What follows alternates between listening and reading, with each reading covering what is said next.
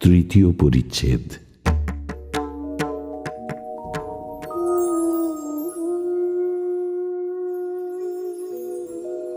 আজ শুক্রবার, ৪ জানুয়ারি ১৮৮৪ খ্রিস্টাব্দ। বেলা ৪টার সময় শ্রীরামকৃষ্ণ পঞ্চবটিতে বসিয়া আছেন, সহাস্যবদন, সঙ্গে মণি, হরিপদ প্রভৃতি। আনন্দ চাটুর্যের কথা হরিপদের সহিত হইতেছে ও ঘোষপাড়ার সাধন ভজনের কথা। শ্রীরামকৃষ্ণ ক্রমে নিজের ঘরে আসিয়া বসিয়াছেন। মণি, হরিপদ, রাখাল আদি ভক্তগণও থাকেন। মণি বেলতলায় অনেক সময় থাকেন। শ্রীরামকৃষ্ণ মণির প্রতি বলছেন, বিচার আর করো না গো, ওতে শেষে হানি হয়। তাকে ডাকবার সময় একটা ভাব আশ্রয় করতে হয়। সখী ভাব, দাসী ভাব, সন্তান ভাব বা বীর ভাব। আমার সন্তান ভাব। এই ভাব দেখলে মায়া দেবী পথ ছেড়ে দেন লজ্জায়। বীর ভাব বড় কঠিন, শাক্ত ও বৈষ্ণব বাউলদের আছে। ওদের ঠিক থাকা বড় শক্ত।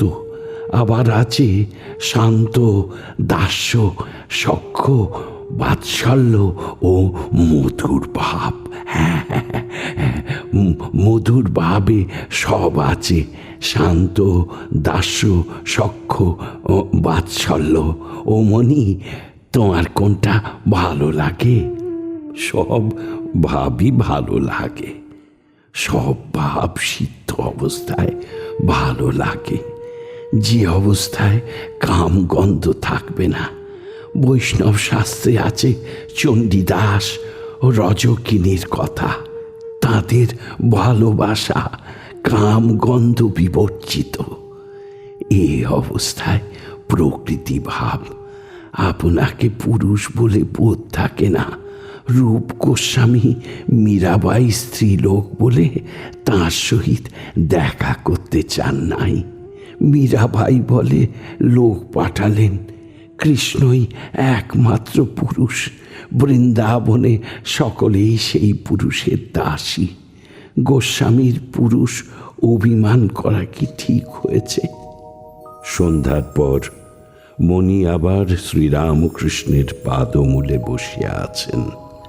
সংবাদ আসিয়াছে, শ্রীযুক্ত কেশব সেনের অসুখ বাড়িয়াছে।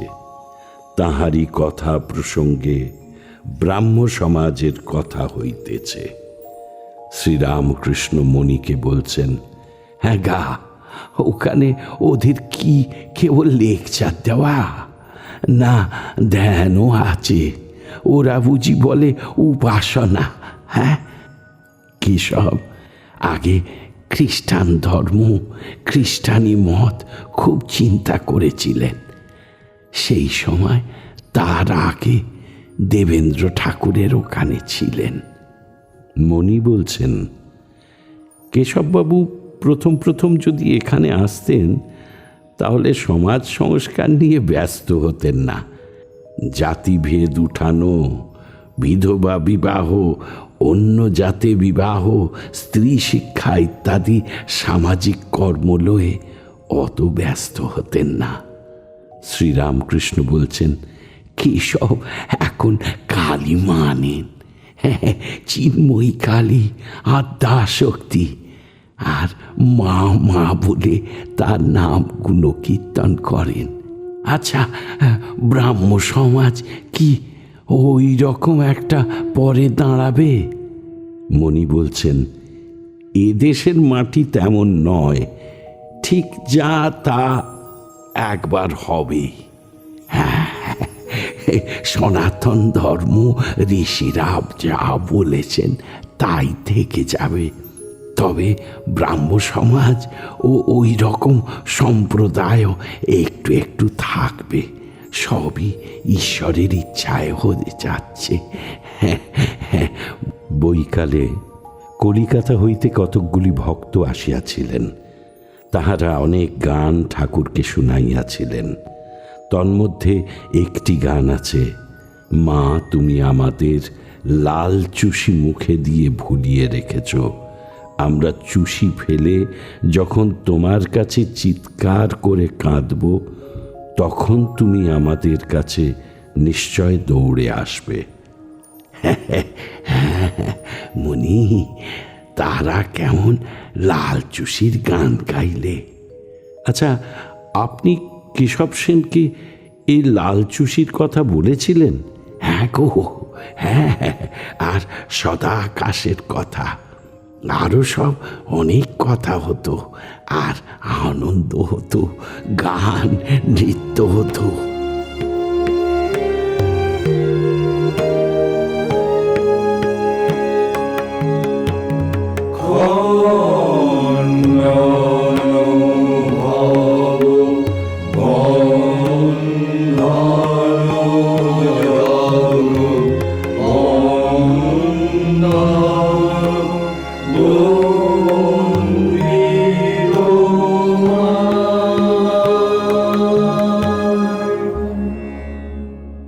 ঠাকুর ও মায়ের চরণে আপনাদের সবার মঙ্গল কামনা করি। লাইক করুন, শেয়ার করুন, অন্যকে দেখার সুযোগ করে দিয়ে পুণ্য লাভ করুন। আর সাবস্ক্রাইব করুন, বেল আইকন পুশ করুন, যাতে আমাদের পরের নিবেদনের খবরটি আপনার কাছে পৌঁছয় সবার আগে। অমৃত কথন এই অনুষ্ঠানের আঙ্গিনা থেকে আপনাদের সবার সুখ, শান্তি, সমৃদ্ধি কামনা করে বলি হরি ওম রামকৃষ্ণ।